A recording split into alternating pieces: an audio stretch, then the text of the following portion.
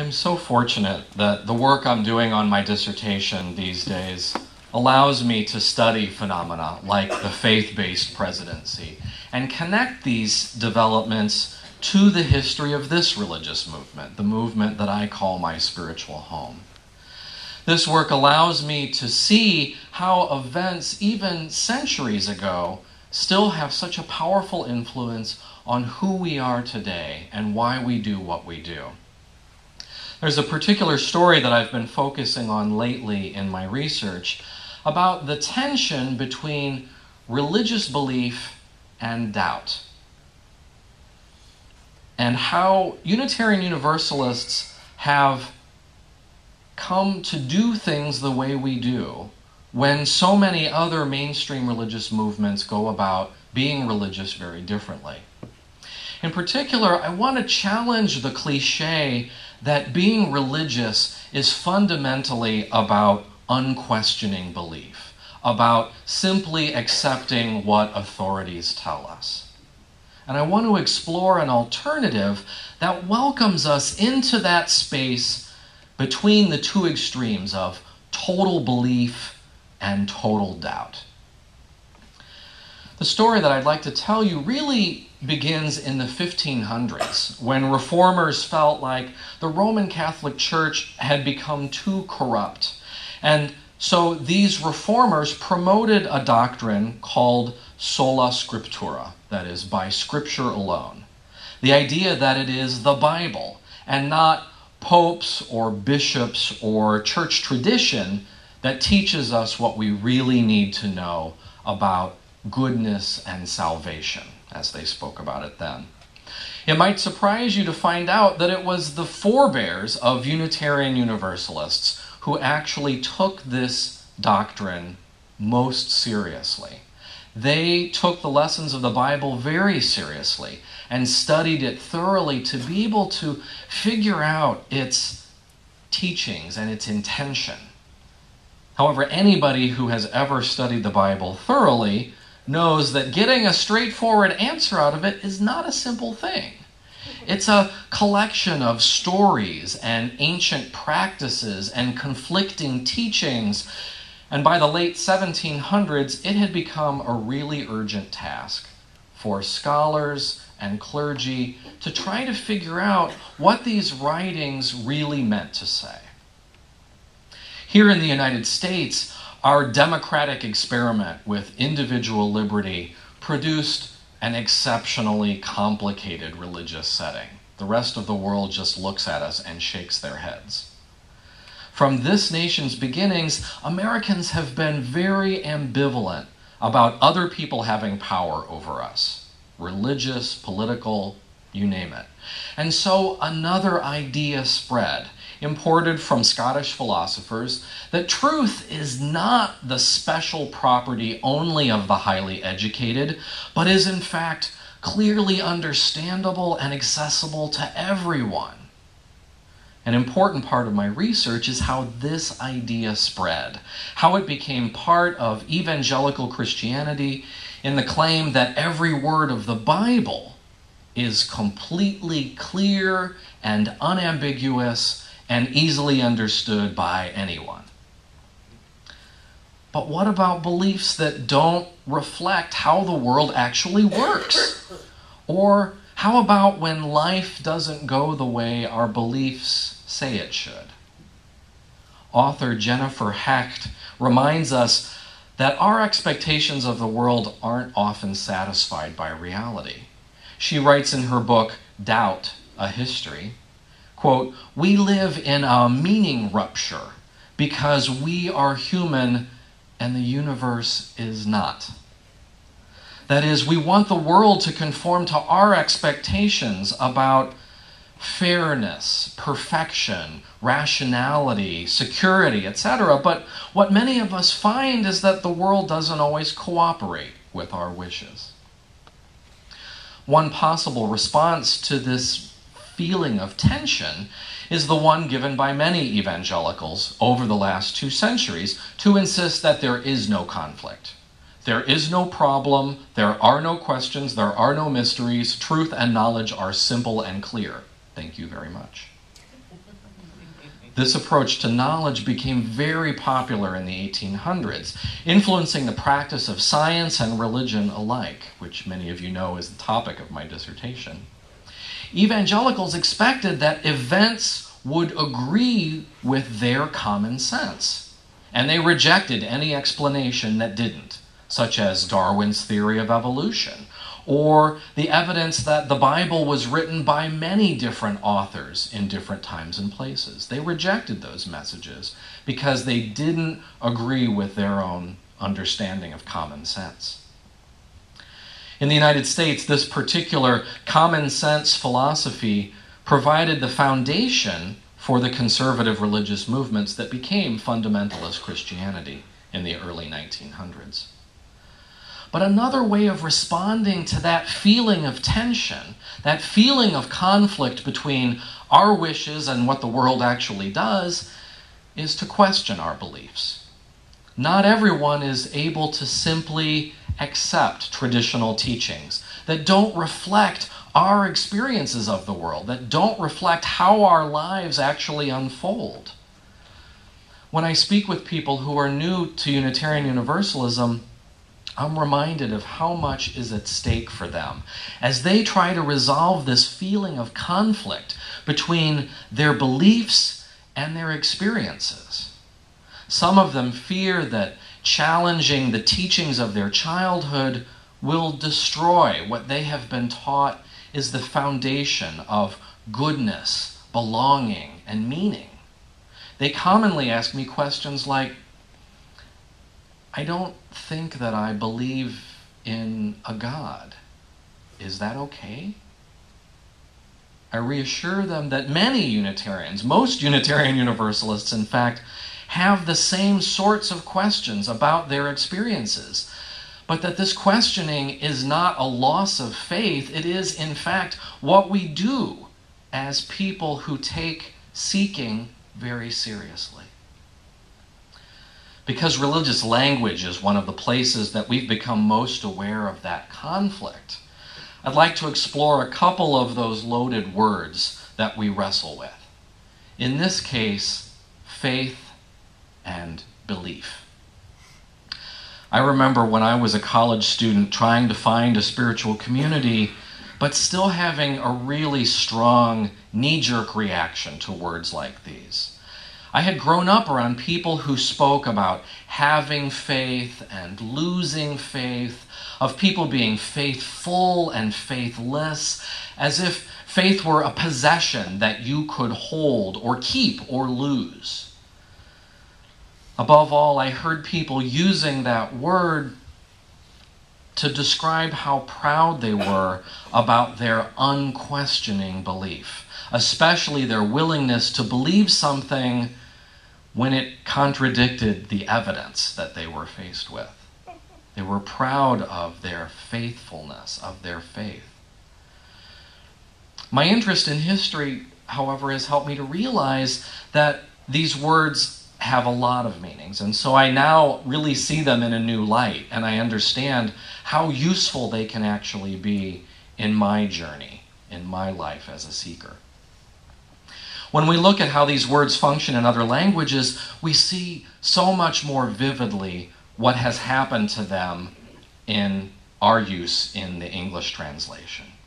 In Hindi, for example, the word for faith is shraddha, which means to set one's heart upon something.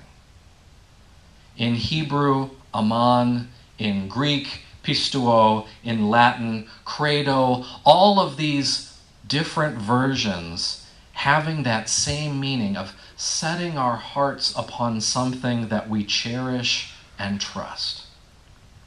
And when we look at the history of these words, we see how much their meanings have been narrowed. What used to be a very rich and complex set of meanings now has become a very rigid single meaning in many cases. For example, the German word belieben, where we got our own word belief, once had the meaning to hold dear. It was in the 17th and 18th century that these words became so much narrower. Today, we hardly recognize the older, rich meanings of belief and faith, so different have they become from the idea of cherishing something deserving of our love and our loyalty. Today, we Americans are more likely to think of these words as checkboxes on a questionnaire, with your answer deciding whether you fall inside or outside the group of people who are good and righteous. When visitors come to our congregations for the first time, rather than thinking of belief as settling on the right answer, or reducing faith to accepting other people's messages without question, I encourage them to think of their journey as the daily decision to set their hearts again and again on the ideas and the actions that deserve our attention and our reverence. It was really freeing for me as a young man to find new meaning in these old religious words, and exhilarating to discover the power of questioning. But you know as well as I do how passionately opposed many people are in our society to this way of thinking, to the point where some even work politically to repress this kind of questioning. Our reading this morning was not chosen to poke fun at the Bush administration in particular, because, as I've already noted, Americans have long had an uneasy relationship with truth.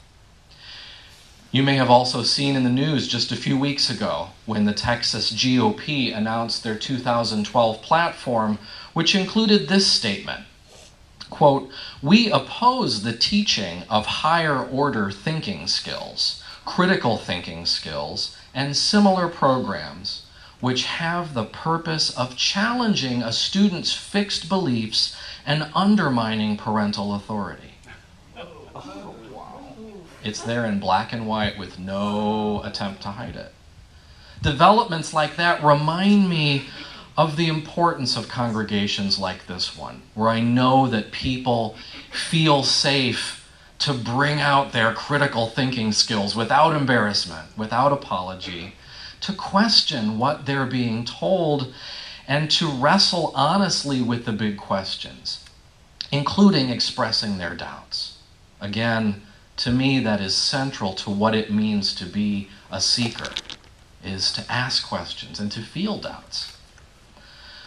I'm not telling you anything new that it's difficult to practice this kind of skeptical spirit in our culture, especially in more conservative communities. But this morning, what I'm focusing more on is how the practice of skepticism serves us in our everyday lives, serves us as a part of meaningful living. It matters that our beliefs actually reflect how we experience this world, and not demand our loyalty to ideas that don't work. It matters that our convictions help us to live fully and find meaning even in a world where tragedy and violence are real and regular. It matters that our journeys be compelling enough to get us out of bed each morning to begin again and pour out our lives for the things that are worthy of our passion. And so with this in mind, I'd like to share with you what I think are several keys to a meaningful life of skepticism. First, skepticism helps to clarify that being a Unitarian Universalist does not mean believing whatever we want. In fact, I would say that our tradition of skepticism demonstrates just the opposite. I might want to believe that good people will always be rewarded and evil will always be punished, but I can't believe these things just because I want to, or just because they're popular ideas. After a lifetime of pressure from family and friends and the mass society around us to believe things that are so clear to me are not true, I realize that I can only believe in things that demonstrate to me that they are true. Second, skepticism is not just about naysaying or debunking. Eugenie Scott, the executive director at the National Center for Science Education, explains, "Many think that skeptics are people who go around saying, 'Oh yeah?'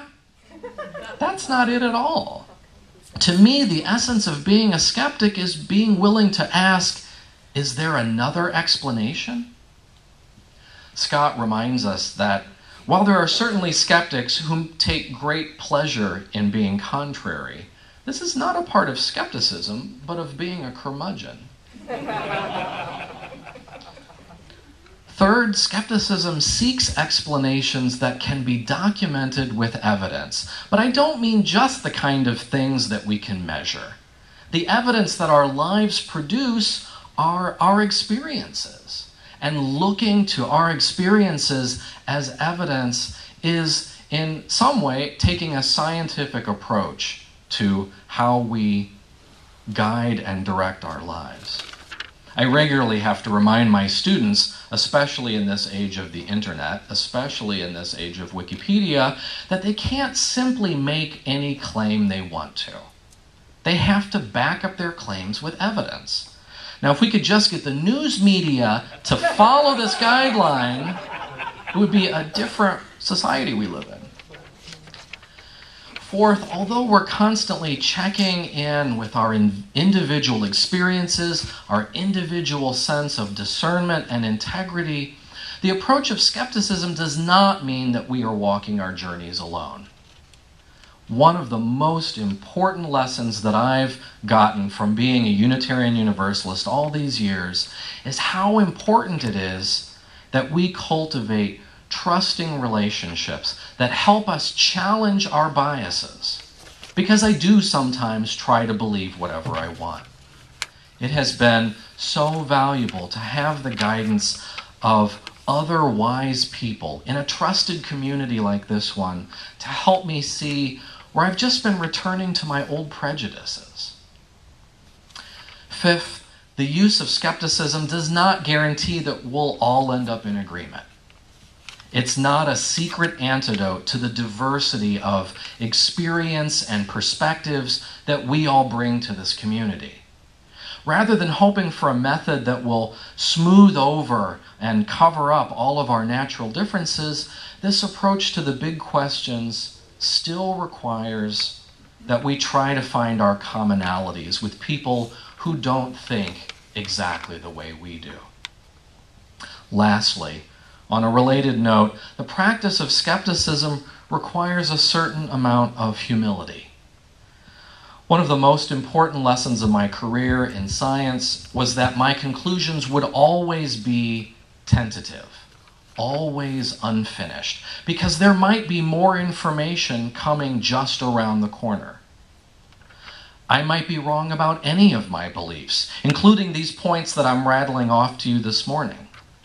If that turns out to be the case, I hope that I can acknowledge where I've been mistaken and then take my search in a different direction. Above all, I don't want the fear of occasionally being wrong to keep me from sticking my neck out and seeking out new wisdom and new experiences. Because after all, as Fudgy Bear and the Village learned, the truth is always under construction. So between the extremes of believing everything we're told and rejecting anything short of complete certainty, there is a dynamic, creative, organic stance toward the world that looks to our experiences as evidence and links us to a great network of people who want to share their questions and answers with other curious seekers. Beyond complete credulity and chronic mistrust is the healthy balance of skepticism, in which we can be open to new experiences and new knowledge, and saving our devotion for the truths that rise above mere opinions. May this community continue to be a place where our questions and perspectives are heard and valued as we journey together in a quest that is worth being passionate about. May it be so. And because I haven't completely talked everybody to death, I don't think, always an occupational hazard. I'd like to invite you into a dialogue if you would like to share questions or comments about this topic. Some of you may have wrestled with these very questions yourself. I kind of like what Benjamin Franklin said. The first duty of an informed citizenry is to question authority. Isn't that a wonderful sentiment?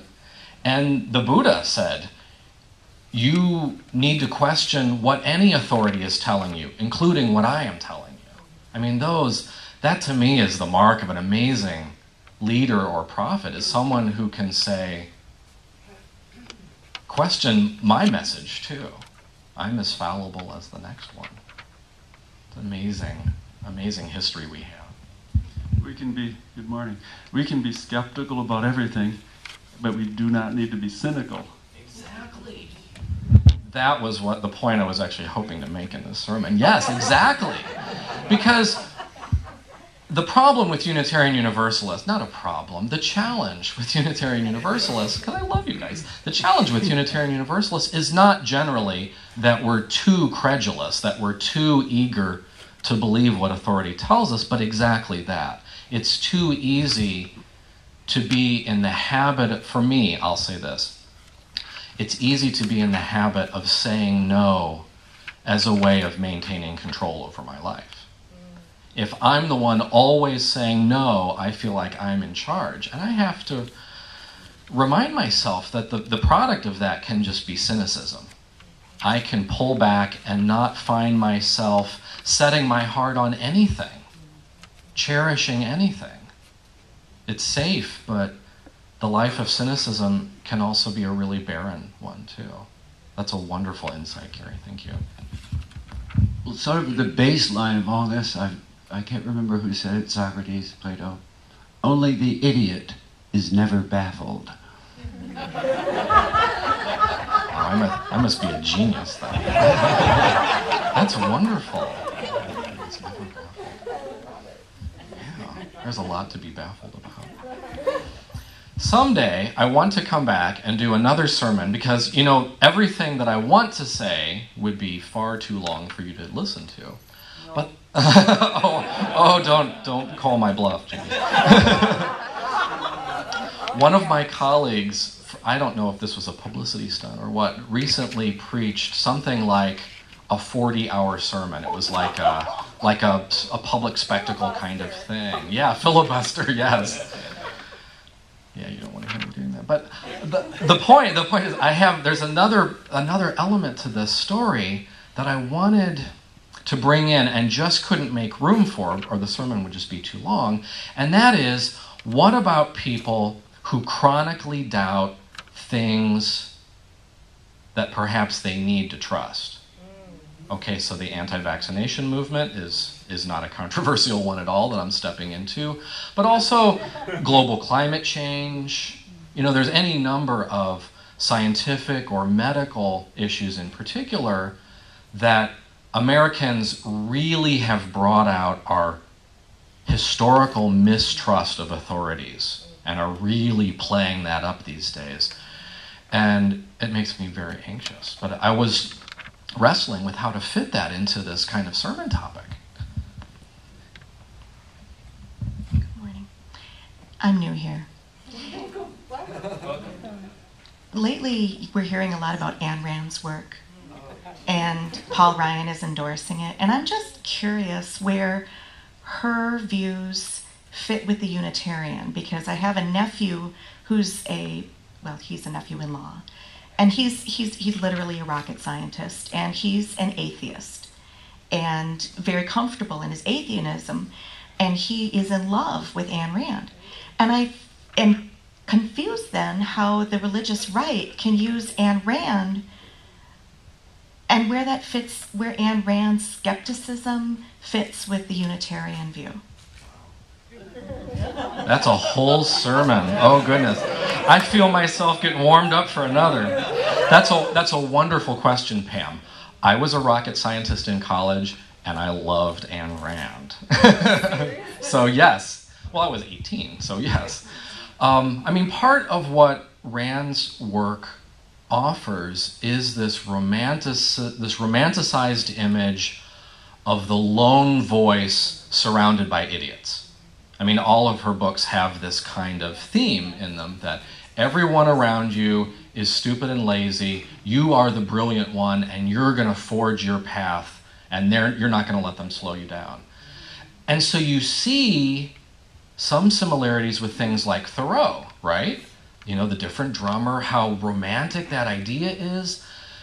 What eventually led me to, like, I haven't burned them, but I don't read them anymore, all my Ayn Rand books, was the recognition that they're the Bibles of selfishness. I mean, it's all about a philosophy of selfishness. And that was the thing, once I finally recognized, I'm like, oh, well, her stories are great, but her characters are appalling. I wouldn't want to be a neighbor to any of these people. So, but yeah, that's a complicated question, because you do see that sort of individualism and very romantic, and it's easy to get pulled into that and to love that message. But what turned me off eventually was the recognition that it's all a philosophy of selfishness and elevating selfishness to a virtue. And that eventually was what just turned me off of it. What turned me off to Ayn Rand was the lack of a sense of community and the lack of the understanding of our principle of the interdependent web of life. And people don't somehow fit into this interdependent web of life. They're above it or apart from it or whatever. At least I see that in Ayn Rand, and that just... I was a Ayn Rand devotee many, many years ago, and I moved through that. The story, I think, it was either the Fountainhead or Atlas Shrugged. The story, the image, I remember, what tipped me over into just like, what am I reading? This is garbage. Was the hero of the story, of course it's always this, father figure, male hero, has bought a gorgeous exotic flower for the main female character in the novel. And he said, I wanted to buy this because I knew how much pleasure you would take in knowing that no one else would be able to look at it and enjoy it, that it would be yours alone. And I just thought, oh my God, that's not the way I see the world at all. The flip side of that is a Buddhist story about seeing a beautiful tree loaded with fruit, and everybody passes it by and admires it, but no one picks it because they want everybody else to be able to admire the fruit as well. So you see the shadow side of these images. It's such an amazing topic, and again, there's so many conversations that we can have out of this. Again, always thank you for such wonderful, insightful stuff. I love getting to talk with you guys. I don't want to end on a downer, but I want to go back to John's statement about the idiot who's never baffled. What's really upsetting to me is this trend I'm seeing of a lot of my friends, very intelligent, very successful people, very questioning in their worlds, very high prevalence of depression. I have 2 friends this month that were checked in because they can't handle their lives. And it's so upsetting to me. The idiot that's never baffled, their life is bliss. They're people who don't question what's going on around them. Their lives are so small. They're just going to work every day. They're putting food on the table. They're not, And I admire that in a certain way, to be able to see the joy. So that's why not to end on a downer, I really appreciate this community and this support, and to focus on skepticism versus cynicism, and keeping it a positive thing is so important. And difficult. It's, I'm trying to remember who it was. It was Dr. King that said to be well adjusted to a dysfunctional society is to be ill, is to be mentally ill. So it's I'm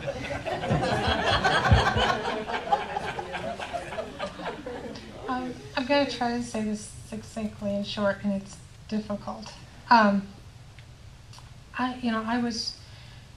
I was brought up through 2 generations of fundamentalism. So my first degree is in Bible from Free Will Baptist Bible College in Nashville, Tennessee. Okay, and what I have felt so hurt about is the change in the theology of fundamentalists, especially since the Bush administration came in, and it divided my family. And my mother, who at one point in her life was the president of the Arkansas Business and Professional Women's Association, and had a certificate for working for the ERA, and it was not, that was compatible at that point in time. And by the time of her death, that was an anathema in that movement. It has divided, it's because my family, much of my family was still fundamentalist, it has broken my heart. And the things that I was taught in my Nazarene Christian school in Southern California, that they taught us, like, you know, division of church and state. We came from Europe here. You know, the history goes back to the Caesars, right? Worship Caesar or die because Caesar is God. That's unification of church and state, and that's where we're moving back to. And that the reason that we even came to this country, the big impetus to take the dangerous crossing, like going to Mars now, the equivalent for them practically, was so that they could have separation of church and state, and they understood it. Not that the Puritans totally got it, but the other people, enough of the other people did that it all worked out. So the very idea that how this can be so, you know, I'm just astonished. So I see a lot of manipulation of minds, and also when I've been in Arkansas, dealing with my mother's illness and death and estate, there is like almost, you know, in these more impoverished, say desperate areas of the country, all you can hear on the radio is the things that you were describing, you know, this far-right fundamentalist. And it's like, how are we going to give people information that is information versus tons of misinformation? And of course, maybe the most telling thing is the man who went into the Unitarian Universalist Church in Tennessee and shot people. And there is no basis in reality. There's an extent of just fantasy that is being foisted on people who don't have a lot of resources. Linda, thank you for saying that. I mean, this again is something that comes up so much in my research because the evangelicals are such important characters in the American religious story, that there's so much sincerity. There's so many good values and sincere people. And the mean-spiritedness was this minority movement that swept through it and took it over. And I absolutely understand what you're saying. It is heartbreaking to read their history because it's so clear that that's not a central part of that religious perspective. That's, you know, what it reminds me of is what has happened with Islam, that you have these tribal mentalities and rituals and governance structures taking over a religion and imposing all of these values on it that don't belong there. So it's just so complex. Again, thank you so much for such a sincere conversation. This congregation always really moves me with the things that you're willing to discuss with me. And of course, I always love to hang around for coffee and talk more, so we can talk at length about this. What I'd like to invite you to do now is rise as you're able and join in singing together our closing hymn, number 6 in your